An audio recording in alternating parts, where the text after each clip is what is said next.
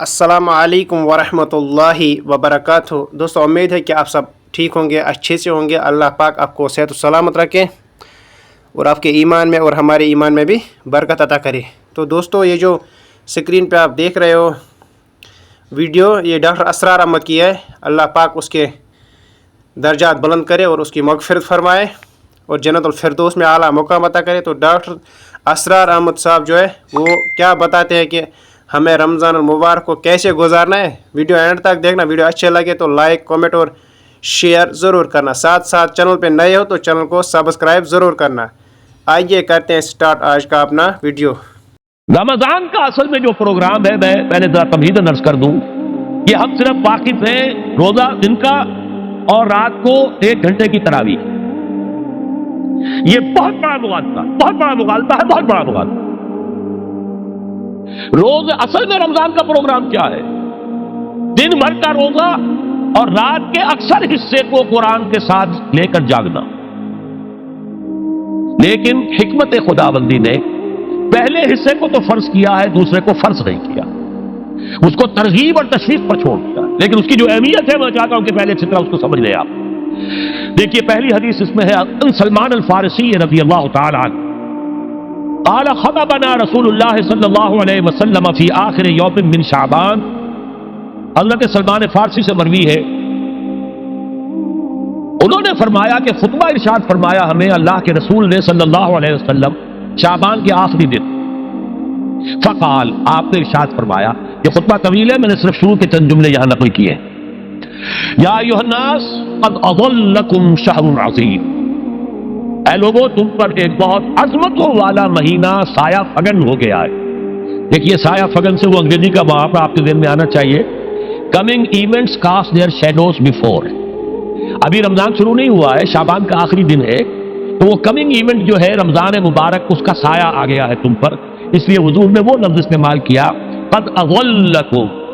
ज़िलाल कहते साए को। क़द अज़ल्लकुम शहरुन अज़ीम, बड़ी अजमत वाला महीना है। शहरुन मुबारकुन, बहुत बरकत वाला महीना है। शहरुन फीहि लैलतुल खैरुम मिन अल्फ़ि शहर, इसमें एक रात वो भी है, वो महीना जिसमें एक रात वो भी है जो 1000 महीनों से अफजल है। इन्ना अंज़लनाहु फी लैलतिल क़द्र वमा अदराका मा लैलतुल क़द्र लैलतुल क़द्र खैरुम मिन अल्फ़ि शहर। अब जो अगले 2 जुमले हैं वो नोट कीजिए। जअलल्लाहु सियामहु फरीज़तन व क़ियाम लैलिही ततव्वुअन। अल्लाह ने ठहराया है, करार दिया है इसका रोजा रखना तो फर्ज के दर्जे और इसकी रात का क़याम ततव्वु के दर्जे में, अपनी मर्जी पर, अपनी ख्वाहिश पर, नफल के तौर पर यह तुम पर लिख दिया गया है, लिखा तो गया है। जाला तो है, मजहूल का जो पहला मफूल है वो क्या है? जाला का मजहूल अव्वल क्या है? दिन का रोजा। और मजहूल सानी क्या है? क़याम लैलिही, रात को खड़ा रहना। अब ये रात का खड़ा रहना, इसकी कितनी मिकदार होगी, कहां से मालूम करेंगे? कुरान से। जब ये लफ्ज आया है सूरह मुज़म्मिल में, या अय्युहल मुज़म्मिल कुमिल लैला इल्ला क़लीला निस्फ़हु अव इनक़ुस मिन्हु क़लीला औ ज़िद अलैहि वरत्तिलिल क़ुरान तरतीला। ये मानिए, ऐ देहा कपल में लिपट कर लेटने वाले, खड़े रहा करो रात को सिवाय उसके थोड़े से हिस्से के, यानी आधी रात या उसमें थोड़ा सा कम कर लो, जिसे फिर कहा मुफस्सिरीन ने 1/3 रात कम से कम। और ज़िद अलैहि, या आधी पर भी कुछ ज्यादा करो, ये 2/3 रात हो गए। वरत्तिलिल कुरान तरतीला, और कुरान को उतारा करो थोड़ा थोड़ा थोड़ा। ये तरतील, तफरील, तंजील, जैसे कुरान थोड़ा थोड़ा मोहब्बत पर नाजिल हुआ सल्लल्लाहु अलैहि वसल्लम, ऐसे ही थोड़ा थोड़ा थोड़ा कुरान अपने अंदर उतारो, हैमर इट डाउन, अपने ज़हनों में उतारो, अपने कल्ब में उतारो। इसके लिए रात को खड़े रहो। और क़ियामुल लैल कम से कम 3 शब के ऊपर इत्लाक होगा, इससे कम पर तो इत्लाक है ही नहीं। अगली हदीस पढ़िए, और यह है जो आमतौर पर हर मस्जिद में भी आजकल खूब ये गूंज रही होगी, हदीस बयान होती है, इसलिए कि बुखारी और मुस्लिम दोनों में मौजूद है, मुत्तफ़क़ुन अलैह रिवायत है। इससे ऊंचा तो दर्जा सनद के एतबार से तो हदीस का कोई और दर्जा इससे ऊंचा है नहीं। अन अबी हुरैरा रज़ियल्लाहु अन्हु क़ाल क़ाल रसूलुल्लाह सल्लल्लाहु अलैहि वसल्लम। हज़रत अबू हुरैरा से रिवायत है, आपने फरमाया कि हाँ हुजूर ने इरशाद फरमाया, من صام رمضان ایمانا و احتسابا غفر له ما تقدم من ذنبه، جس نے روزہ رکھا رمضان مبارک کے دوران اللہ پر یقین رکھتے ہوئے اور اس سے اجر و ثواب کے حاصل ہونے کی امید میں، اس کے تمام پچھلے گناہ معاف ہو جاتے ہیں۔ ومن قام رمضان ایمانا واحتسابا غفر له ما تقدم من ذنبه، اور جو کھڑا رہا رمضان کے دوران، کھڑا رہا ہے، جیسے ساما، میں نے شروع میں آپ سے عرض کر دیا تھا، یہ مصدر ساما یصوم صوما قام یقوم قیاما، ومن قام رمضان، جو کھڑا رہا رمضان کے دوران، پورے رمضان کے دوران کھڑا رہا، ایمان و احتسابا کی شرط پھر وہی ہے، غفر له ما تقدم من ذنبه، وہی اجر اس کا بھی ہے۔ ومن قام لیلۃ القدر ایمانا واحتسابا غفر له ما تقدم من ذنبه، اور جو خاص طور پر لیلۃ القدر میں کھڑا رہا ایمان اور احتساب کے ساتھ، اس کے بھی پچھلے گناہ معاف ہو گئے۔ اب یہ قامہ اور سامہ جیسے آ رہا ہے ایک دوسرے کے ساتھ پیرلل ہو کر، اس کو نوٹ کر، من صام رمضان من قام رمضان، کیا یہ 1 گھنٹے کی تراویح جو ہے اس پر پوری اترتی ہے؟ نسبت خاک رابع عالم پاک کوئی اس میں ریشو پروپورشن جڑتی نہیں۔ اگلی حدیث بھی پڑھ لیجیے، یہ وہی آگے عبداللہ ابن عمرو بن العاص رضی اللہ تعالیٰ عنہما، جن کے بارے میں نے عرض کیا تھا، بہت ہی زاہد منش، بڑے عابد، ہر روز روزہ اور پوری رات نماز پڑھتے تھے، وہ راوی ہیں اس کے۔ عن عبداللہ ابن عمرو رضی اللہ عنہما ان رسول اللہ صلی اللہ علیہ وسلم قال الصیام والقرآن یشفعان للعبد، روزہ اور قرآن دونوں بندے کے حق میں شفاعت کریں گے۔ یقول الصیام، روزہ یہ کہے گا، اے رب، اے پروردگار، انی منعتہ الطعام والشہوات بالنہار، میں نے تیرے اس بندے کو روکے رکھا کھانے پینے سے اور شہوت سے دن کے وقت، فشفعنی فی، میری وجہ سے رکا رہا، یہ کھانے کو اچھے سے اچھے جو ہے وہ موجود تھے کھانے، اور پینے کے لیے اعلیٰ سے اعلیٰ مشروب تھے، یہ رکا رہا میری وجہ سے کہ روزہ رکھا ہوا تھا، اور جیسا میں نے کہا منکوحہ بیوی موجود تھی لیکن رکا رہا، تھامے رکھا اس نے اپنے آپ کو میری وجہ سے، تو میری شفاعت اس کے حق میں قبول فرما۔ وَيَقُولُ الْقُرْآنُ، اور قرآن یہ کہے گا، مَنَعْتُهُ النَّوْمَ بِاللَّيْلِ، میں نے اسے روکا رکھا رات کو سونے سے، فَشَفِّعْنِي فِيهِ، تو پروردگار میری شفاعت اس کے حق میں قبول فرما، فَيُشَفَّعَانِ، تو ان دونوں کی شفاعت قبول کی جائے گی۔ سوال یہ ہے کہ کیا روزہ 1 گھنٹے کا یا 2 گھنٹے کا ہے؟ تو یہ قیام جو ہے یہ 1 گھنٹے کا کیسے ہو گیا؟ تو میں نے پہلے کوسچن مارک آپ کے ذہن میں کھڑا کر دیا، اب جواب سنیے اس کا۔ جواب یہ ہے کہ اس کو اللہ تعالیٰ کی حکمت یہ تھی کہ اسے فرض نہ کیا جائے، اس کو معلوم ہے۔ عَلِمَ أَن سَيَكُونُ مِنكُم مَّرْضَىٰ وَآخَرُونَ يَضْرِبُونَ فِي الْأَرْضِ يَبْتَغُونَ مِن فَضْلِ اللَّهِ وَآخَرُونَ، اللہ کے علم میں ہے میرے کچھ بندے ہوں گے بیچارے غریب مستور، جن پر مشقت کریں گے، محنت کریں گے، وہ روزہ ہی رکھ لیں، بہت بڑی بات ہے، بہت بڑی بات ہے۔ رات بھر کا قیام کیسے کریں گے؟ 2/3 رات کیسے کرے جائیں گے؟ آدھی شب کیسے ممکن ہے؟ لہذا فرض نہیں کیا، حضور نے بھی فرض نہیں کیا، نہ اس کو آپ نے لازم کیا، نہ اس کے لیے وہ زوردار جو لوگوں سے کہا کہ ضرور پڑھو، چھوڑ دیا پڑھو، اصل لوگ پڑھتے تھے اپنے طور پر۔ اب یہ کہ کوئی آدھی رات کھڑا ہے، کوئی 1/3 رات ہے، کوئی پوری رات ہے، حق ہے اللہ کے بندے۔ لیکن 3 دن حضور نے یہ باجماعت نماز پڑھا دی، لیکن پڑھائی ہے وہ تہجد کے وقت، یعنی لوگ رات کے وقت جو بھی ہے کھڑے ہیں، جاگ رہے ہیں، قرآن پڑھ رہے ہیں، لیکن یہ کہ خاص تہجد کے وقت آپ اپنے حجرے سے برآمد ہوئے تو لوگ جمع ہو گئے، آپ کے گرد جمع ہو گئے۔ آپ نے 3 دن یہ 8 رکعتیں جو تہجد کی حضور کی ہوتی تھی، وہ آپ نے 8 رکعتیں پڑھائیں باجماعت، لیکن وہ وقت تہجد کا تھا، یہ نوٹ کر لی۔ 4تھے دن بھی صحابہ منتظر رہے، جب حضور برآمد ہوں گے تشریف لائیں گے، نہیں آ رہے حضور، تو کچھ کھنگار بھی رہے ہیں، کہیں پتہ نہیں حضور کہیں اونگ نہ آ گئی ہو تو ہماری آوازوں سے جاگ جائیں، پھر بھی نہیں آئے حضور۔ اگلے روز آپ نے فرمایا کہ میں جان بوجھ کر نہیں آیا، میں اگر یہ متواتر تمہیں پڑھاؤں گا تو یہ تم پر فرض ہو جائے گی۔ یہ ہے وہ رافت اور رحمت، بالمومنین رؤوف الرحیم، جو اللہ تعالیٰ کی شان ہے رحمان الرحیم ہونے کی، بالمومنین رؤوف الرحیم، یہ محمد الرسول اللہ بھی ہے، تم پر یہ سختی جو ہے یہ تمہارے لیے قابل برداشت نہیں ہوگی، لہذا میں نے یہ 3 دن صرف پڑھائی ہے، اگر مسلسل پڑھاتا تو فرض ہو جاتا۔ یہاں تک تو ہے حکمت نبوی کا معاملہ، اب آیا حکمت صحابی یا حکمت خلیفہ راشد۔ یہی معاملہ رہا حضور کی حیات طیبہ کے دوران، یہی حضرت ابوبکر رضی اللہ تعالیٰ عنہ کی خلافت کے دوران، یہی حضرت عمر کا بھی ابتدائی دور، لیکن دور خلافت عمر فاروق کے دوران یہ واقعہ آیا کہ حضرت عمر داخل ہوئے مسجد میں، دیکھا رات کے وقت ابھی کوئی باجماعت تراویح کا کوئی انتظام نہیں تھا، आपने देखा कुछ लोग मस्जिद के उस कोने में खड़े हैं, एक हाफिज है, सादे तो हाफिज नहीं होते थे ना, तो कोई हाफिज उधर, उन्होंने 5, 6, 7, 8 आदमियों ने किसी हाफिज से गुजारिश की, वो उन्हें कुरान सुना रहा है, वो खड़े सुन रहे हैं। कोई दूसरे कोने में एकदम कटा है, कोई तीसरी तरफ है, कहीं है, टोलियों के अंदर लोग जो है वो क़यामुल लैल का हक अदा कर रहे हैं। आपने फरमाया क्या ही बेहतर हो कि ये सब जमा हो जाए इमाम के पीछे, और फिर ये कि उसे इशा के साथ मुत्तसिल रख दे, ताकि जिसको कहते हैं अरबी में मा ला युतरकु कुल्लुहु ला युतरकु कुल्लुहु, अगर कोई शय कुल की कुल हासिल नहीं हो सकती तो कोई शख्स भी मुसलमान बिल्कुल महरूम न रह जाए, कम से कम ये 20 रकअत तरावी तो पढ़े और कुरान सुन ले, ताकि किसी न किसी दर्जे में तो उसका भी हिस्सा हो जाए इसकी बरकत में से। ये है हिकमत हजरत उमर फारूक के फैसले की। और चूंकि हुजूर ने फरमाया अलैकुम बिसुन्नती व सुन्नतिल खुलफाए राशिदीन अल महदीयीन, तुम पर लाजिम है कि मेरी सुन्नत को और मेरे खुलफाए राशिदीन की सुन्नत को मजबूती से पकड़ो।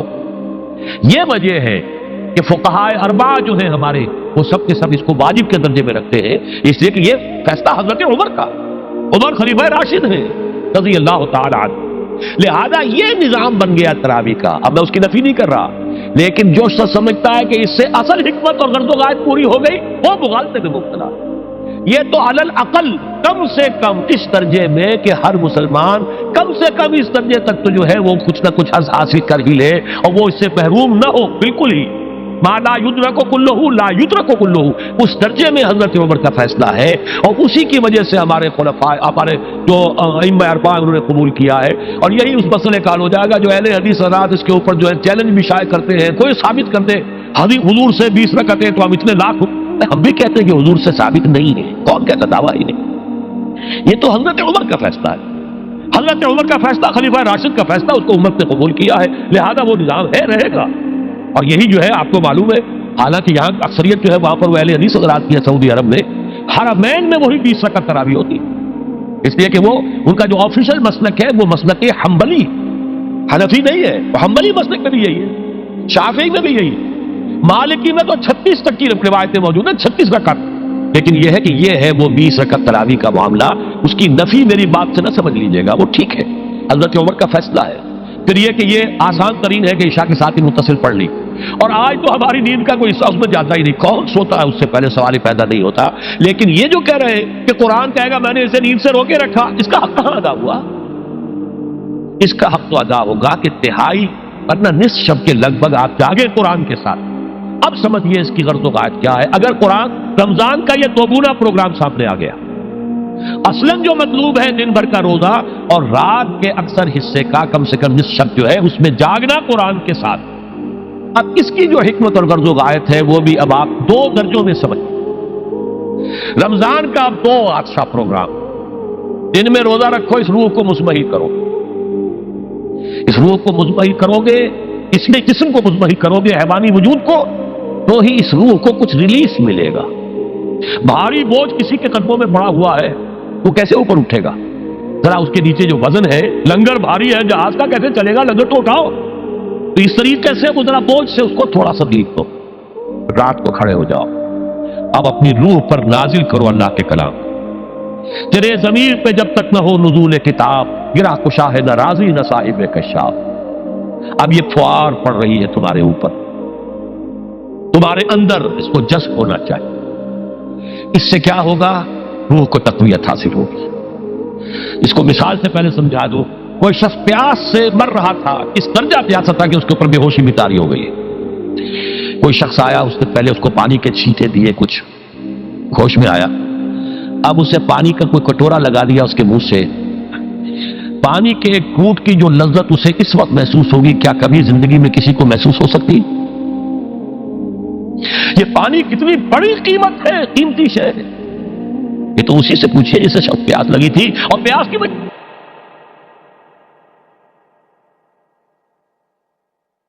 तो बच्चे हैं, लिहाजा हमें वो प्यास महसूस ही नहीं होती कि ये भी वाकई मेरे अंदर कोई प्यास है। रूह बेदार होगी तो वो प्यास जो उसके अंदर अब पैदा हुई है वो किधर मुतवज्जे होगी? अपने परवरदिगार की तरफ। ये रब्त है अगली आयत का, आप पढ़िए, व इज़ा सअलका इबादी अन्नी फइन्नी करीब।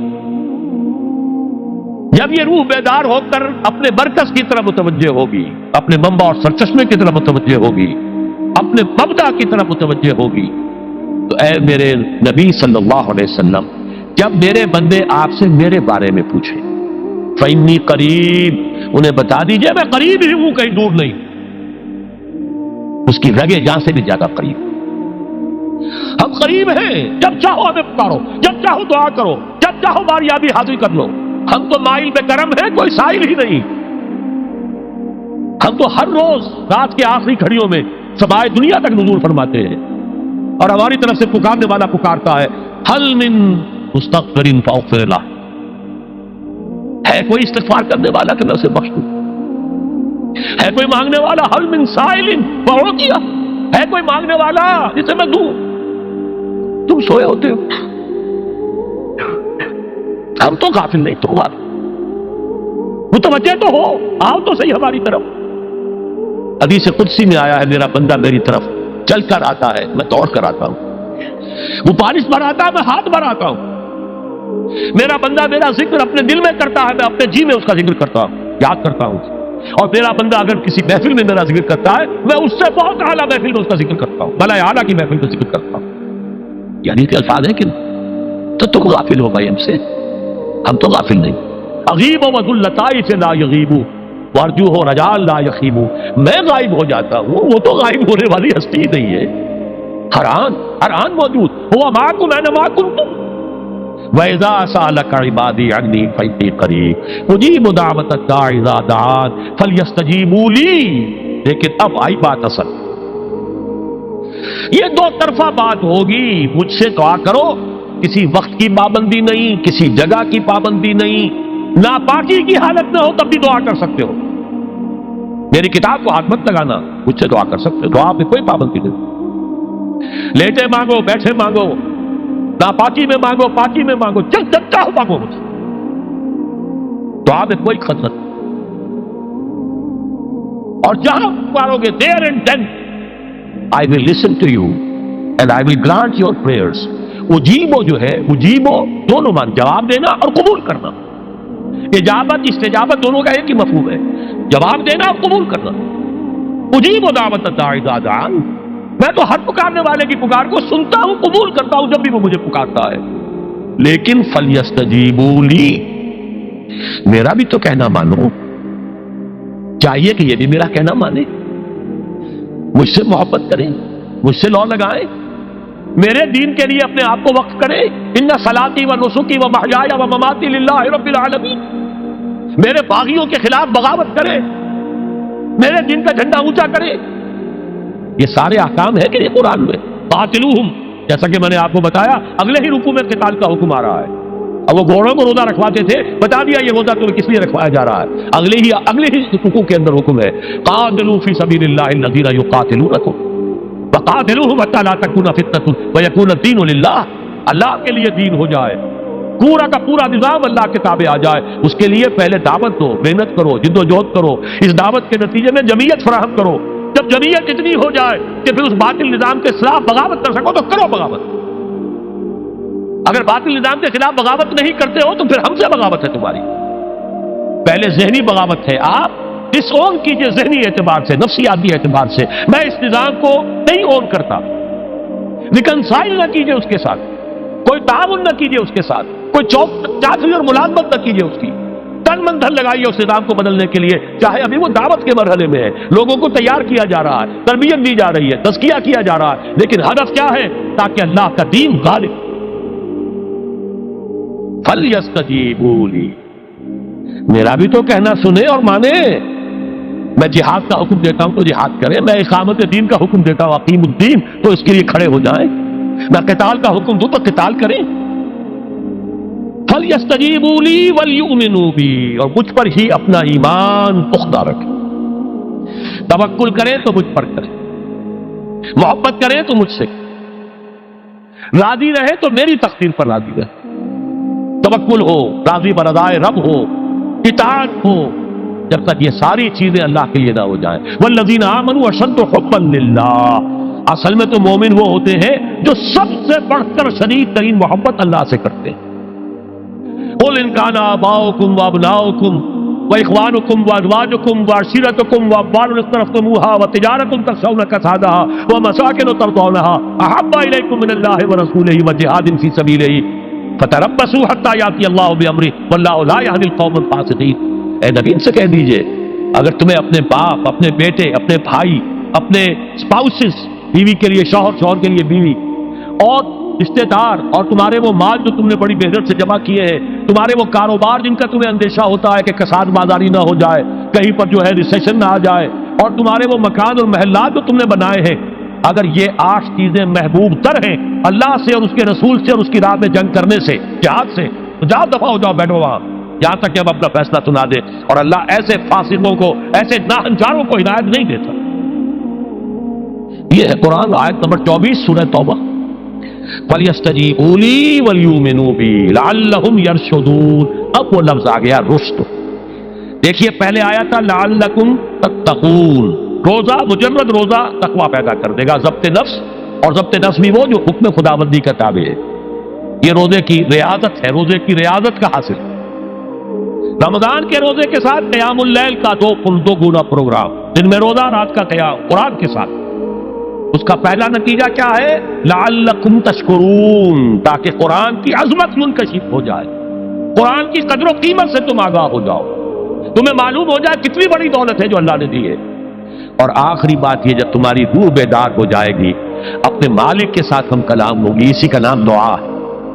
دعا ہے جس کے بارے میں حضور نے فرمایا الدعاء اخ العبادہ، یہ عبادت کا جوہر ہے.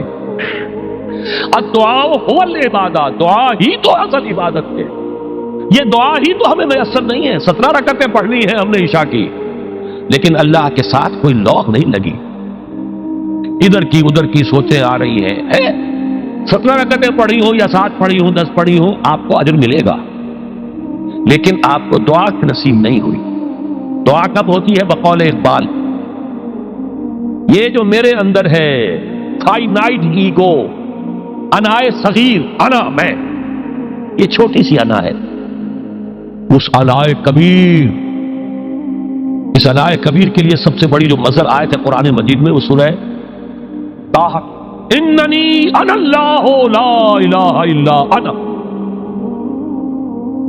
میں ہوں وہ اللہ جس کے سوا کوئی نہ. اننی انا اللہ لا الہ الا انا. یہ ہے فاعبدنی واقم الصلاۃ علی ذکر.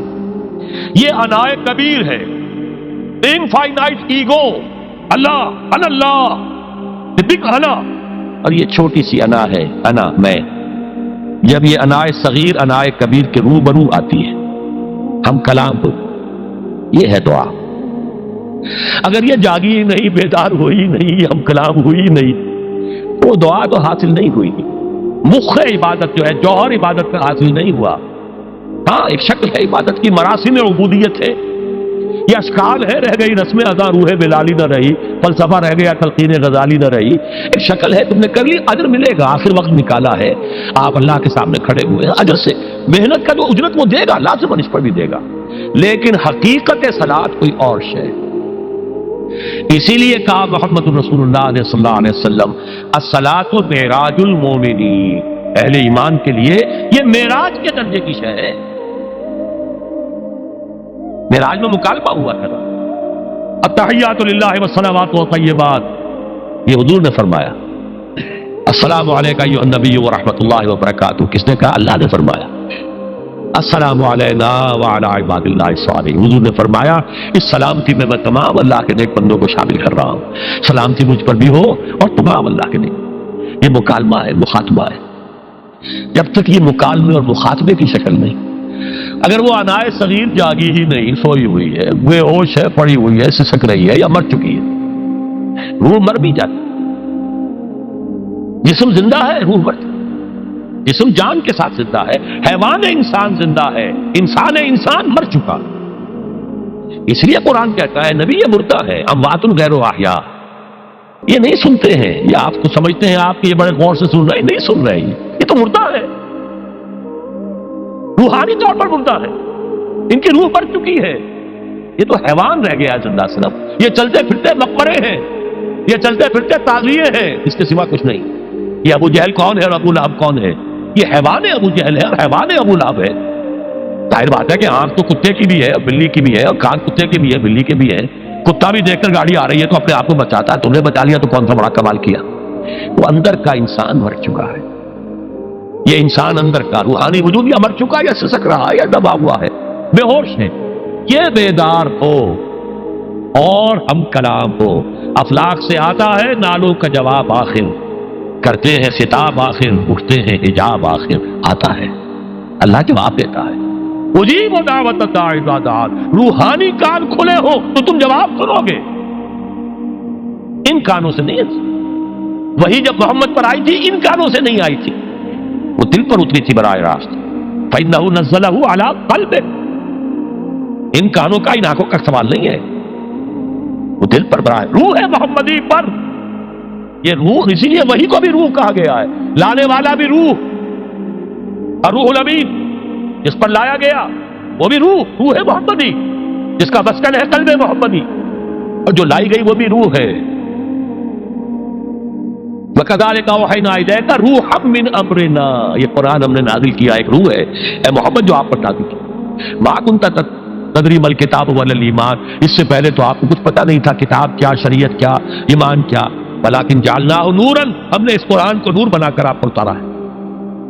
یہ ہے، اس کے لیے ہے اصل رشد۔ اب آخری لفظ آیا رشد، یہ گویا کہ جو مختلف الفاظ ہے قرآن میں، کامیاب، فائزون، اولئک هم الفائزون، ٹھیک ہے، فوز، کامیابی تک پہنچنے والا، اولئک هم المفلحون، یہ ایک اور لفظ ہے، لیکن راشدون یہ چوٹی کا لفظ ہے، اسی لیے صحابہ کے لیے آیا اولئک هم الراشدون سورہ الحجرات میں۔